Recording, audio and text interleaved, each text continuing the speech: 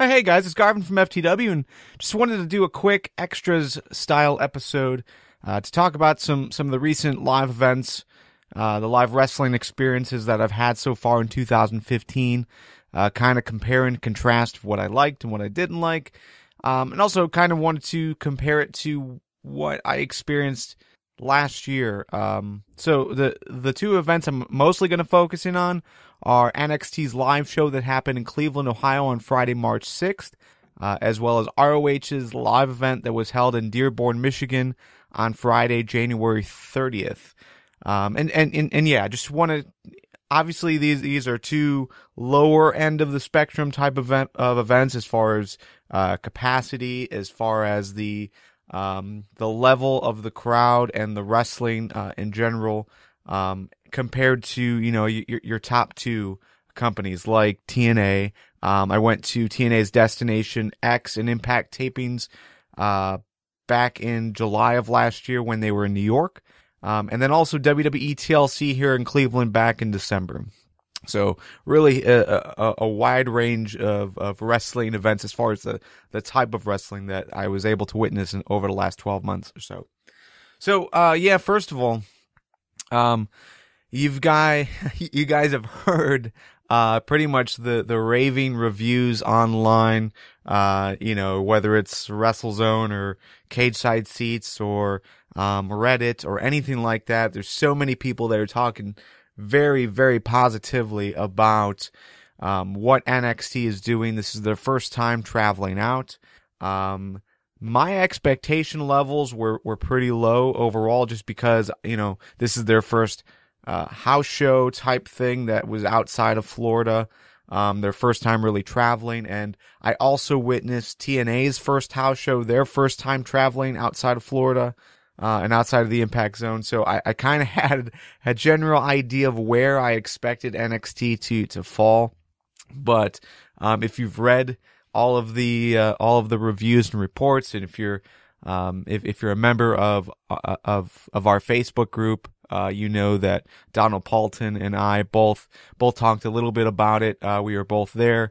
I took some friends and family with me. And, yeah, overall, NXT continues to provide not only the best, wrestling experience on TV, but they totally killed it, live. And, yeah, just kind of, I don't know, just talk about what I liked about the event, what I didn't like about the event. The first thing that I really liked about the event was that it was just so small. Everything was very close and up in front of you. There weren't a lot of seats. I think there were 1,500 seats in total that were sold. They sold out within the first hour.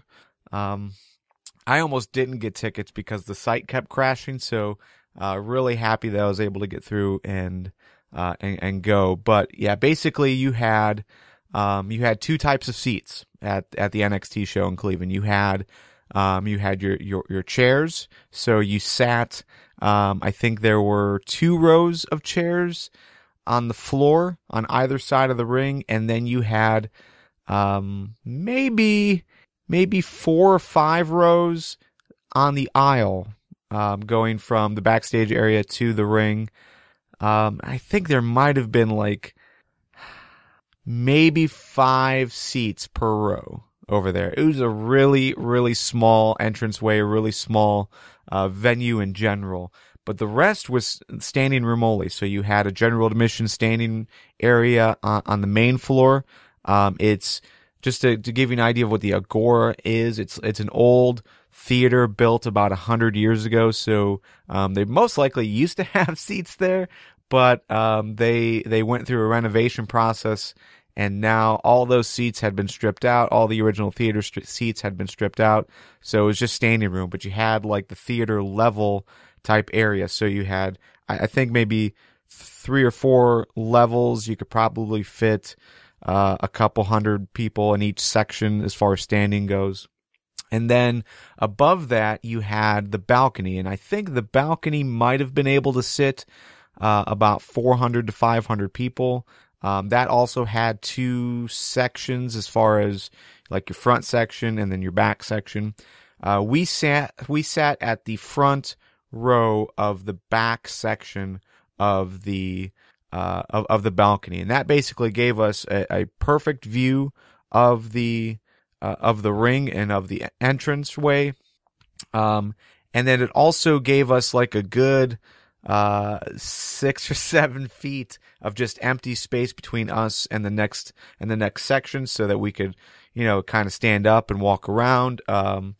And it, we also brought two 8 or 9-year-olds with us, so they were able to run around and not really bother anyone during the event. But overall, I thought the experience was very cool. We got perfect view of everything that took place.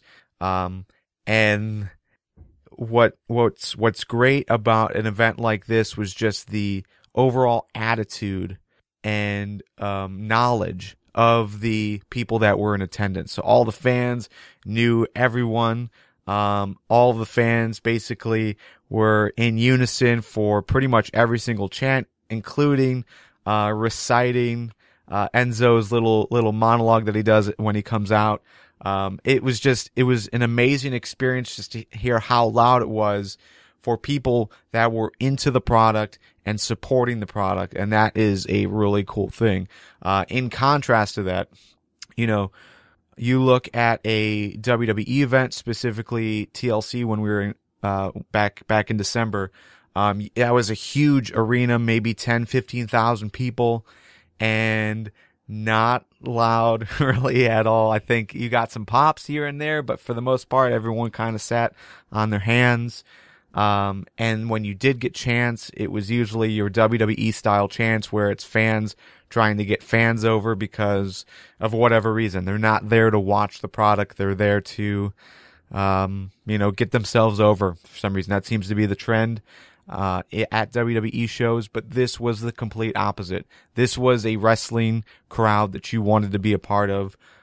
Really inviting, and overall, I thought it just made it a fun experience for those who are new to wrestling. So this was an introduction as far as live wrestling events for my nephew, who you heard on the last FTW Extra episode where he was predicting Fastlane. Yeah, so he predicted Fastlane. This was his first live show that he's ever been to, and it was also the first live show of one of my cousins. And just to have, and my cousin was about 8, my nephew's 9, so just to like watch their reactions to things, and they were aware of some of the guys. They were definitely aware of Tyson Kidd and Cesaro, to see the reaction when like a top level superstar was coming down. I thought was pretty epic. Adorable, totally adorable to see, 2 8 or 9-year-olds talking about the wrestling they're watching, what they like about wrestling, different moves, and just, being completely enthusiastic about what was happening. I thought that was great. It wasn't a whole night. I mean, they did spend some time running around right after intermission and whatnot, but it was just really good to see. Then I also took one of my friends from work, and this was her first wrestling experience, and from everything that I've heard from her, she loved it.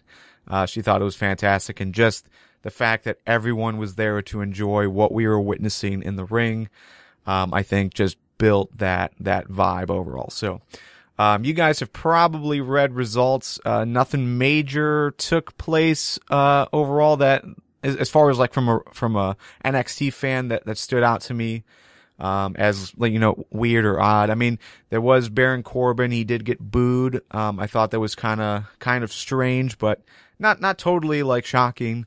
We also got Rhino making an appearance, which I thought was pretty cool.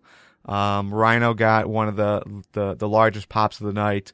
William Regal came out to welcome everyone. That was one of the largest pops of the night.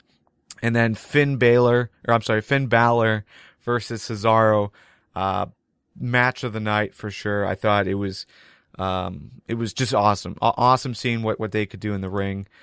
We also got the main event of Kevin Owens versus Adrian Neville, which was pretty good as well. So yeah, overall, fantastic match. But again, This is where it's going to get kind of confusing for me because, I'm talking very positively about what NXT is doing, but I'm very familiar with the product. I'm very familiar with everyone that was there as far as like what they're doing and why they're doing it and the stories involved and all that sort of thing. So in contrast to that, ROH, we went to a live event in Dearborn. It was my introduction to ROH as far as a live show.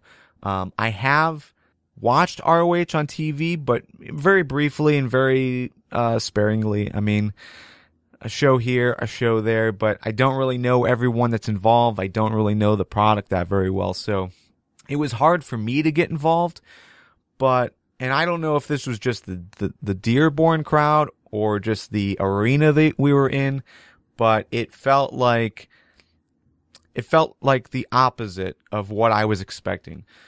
Just to kind of explain what the arena was, it was at an event center. So it was more of like a gymnasium that you play basketball in.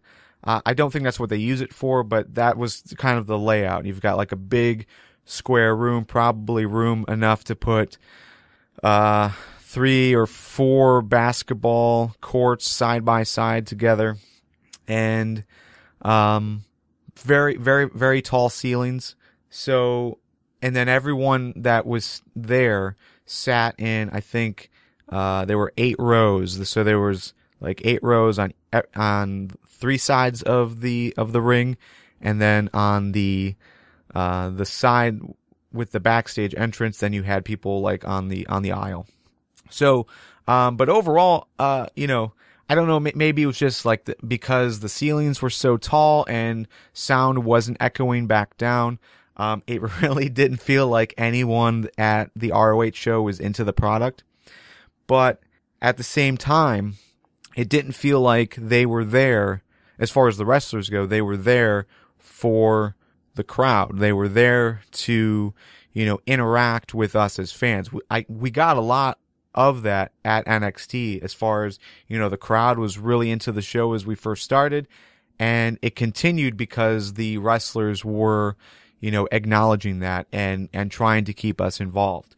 And ROH, I didn't feel that same way. I felt like pretty much we were there, we were watching, and we started off really hot at the top of the event, but you had, and again, I don't know much about the product as far as ROH goes, but I know the first match that we got in NXT was Tyler Breeze versus Baron Corbin. So 2 guys that are, mid-carders that are involved on TV and whatnot. And then the other side you had, on ROH, you had a guy named Cheeseburger and some other guy. I don't remember what his name was. He wore like a really colorful suit jacket. I don't know, but didn't really get much of a reaction. Cheeseburger got a reaction, but everything that I have heard after that is that Cheeseburger is just like a really low level guy.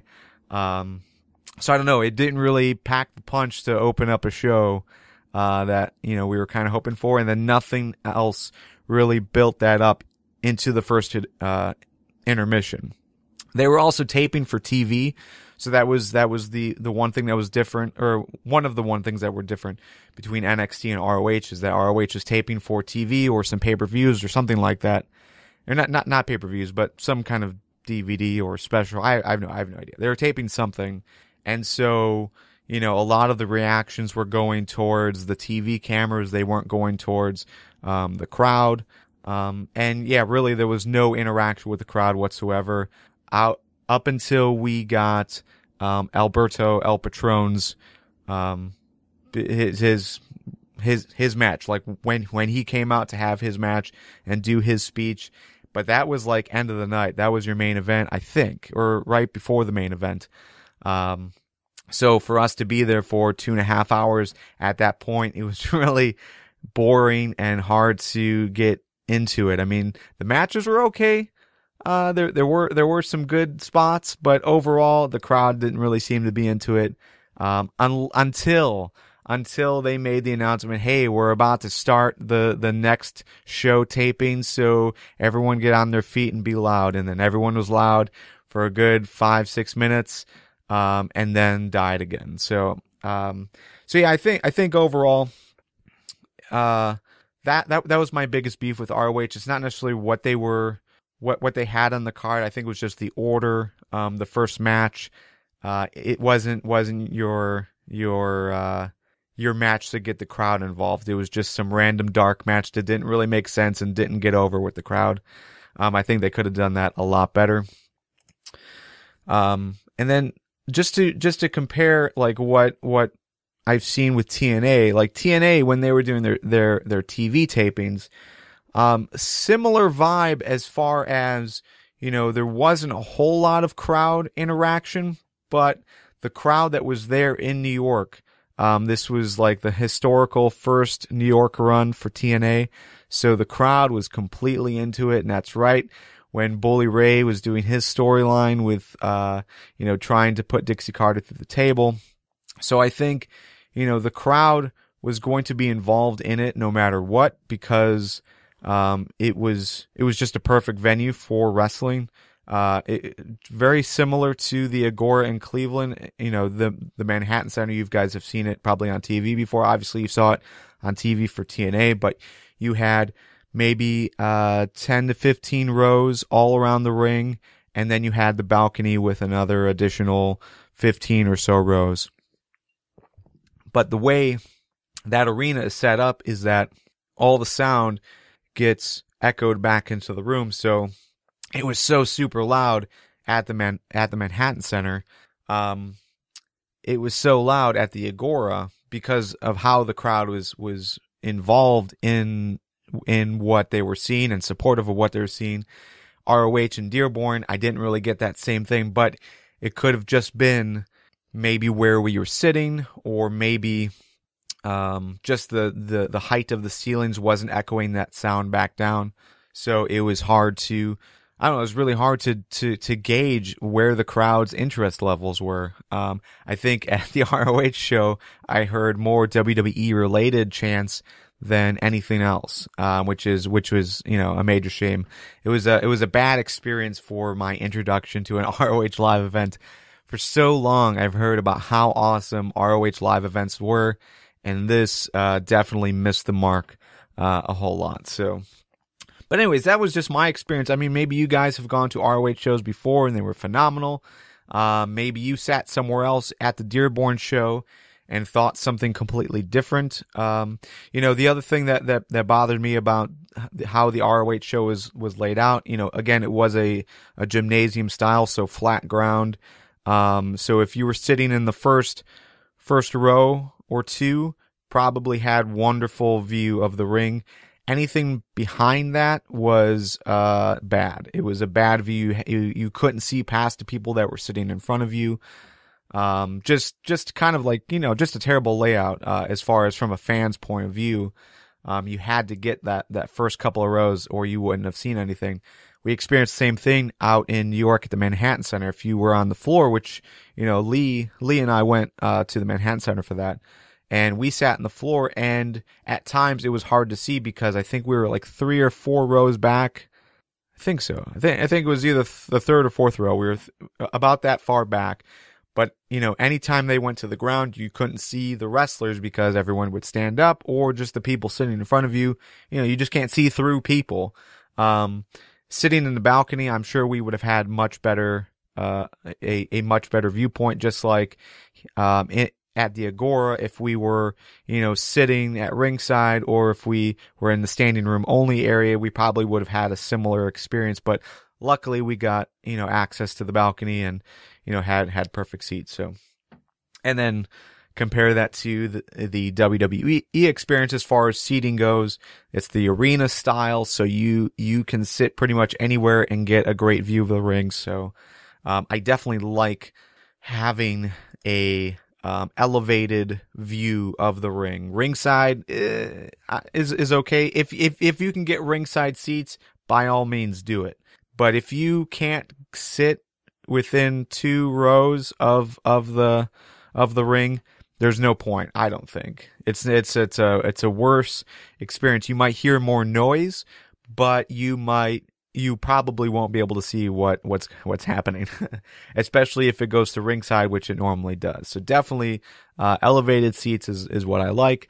Some other final thoughts. The smaller shows, I think work a lot better just because they're more intimate. I don't know how many seats that the Manhattan Center held, but I want to say there was probably about 2,500. So the Agora in Cleveland for NXT was right around 1,500, I think they said. And in those type of venues, it works really well because it is intimate. You're close together, and you can still see pretty much everything you need to see outside of, the ringside area. ROH, the gymnasium style, no, I don't think I'll ever go to another ROH show if that's the type of venue it's going to be at, just because, again, it's hard to see everything, and with such high ceilings, if the crowd is not if everyone is not cheering and on their feet, it's hard to tell if anyone's even involved enough in the match to say something. So, but I could turn and talk to Joe, who's sitting next to me for ROH, and we talked the entire show, and there was nothing stopping us from just talking at a normal level, and that's kind of weird at an ROH show or a wrestling show in general. But definitely, if you can go, I don't know, it's weird, house shows, I generally don't necessarily like because, it's not consistent with what you're seeing on TV. The matches don't necessarily mean as much as they do on TV, but for the most part, if you can go to an event that TV is not the focus, then you have, I think the wrestlers do their part to keep the crowd involved and get the crowd involved in what they're doing, not just to get your voice heard on TV. So I definitely like the smaller crowds, and I definitely like the more intimate atmosphere, and that TV is not the focus. So this NXT show where the focus was the wrestling and getting the crowd involved in that, I thought was a perfect scenario. So anyways, that's it. Again, I'd like to hear what you guys think. This is probably the most the most events in a 12-month period that I've ever gone to. I've gone to Money in the Bank in Boston, just because I was right around the same time as the TNA tour in New York. So Lee and Michael Kupak, we all went to the TNA show, followed by the Boston show, and then in December, WWE TLC, I saw that pay-per-view. Then there was ROH in January, and now NXT in Cleveland here in March. So, definitely a huge spectrum. But the NXT show was my favorite. The TNA show was my second. ROH was probably, it was the worst show of the bunch for sure. But again, definitely tell me what you guys think. If you guys have gone to similar events, or even the same events that I went to, and if you have a different experience, definitely let me know. I want to hear what you guys have to say. Let's start this conversation. Is it worth it to go to live events? I definitely want to hear what you guys have to say about that. So don't forget, you can become a paid member of the FTW community by going to fanstalkwrestling.com and clicking the big green button. Overall, we've been releasing a lot of extra content over the last few months. This last week, we released about 30 to 40 minutes. This week, it's starting off strong with this episode, which I think is running about 20 minutes long. But anyways, we're releasing this content. We're releasing all kinds of new shows for you guys, because you guys have supported us and told us that's what you want to hear. So, but that's it. We'll talk later. Thanks for listening. See you guys.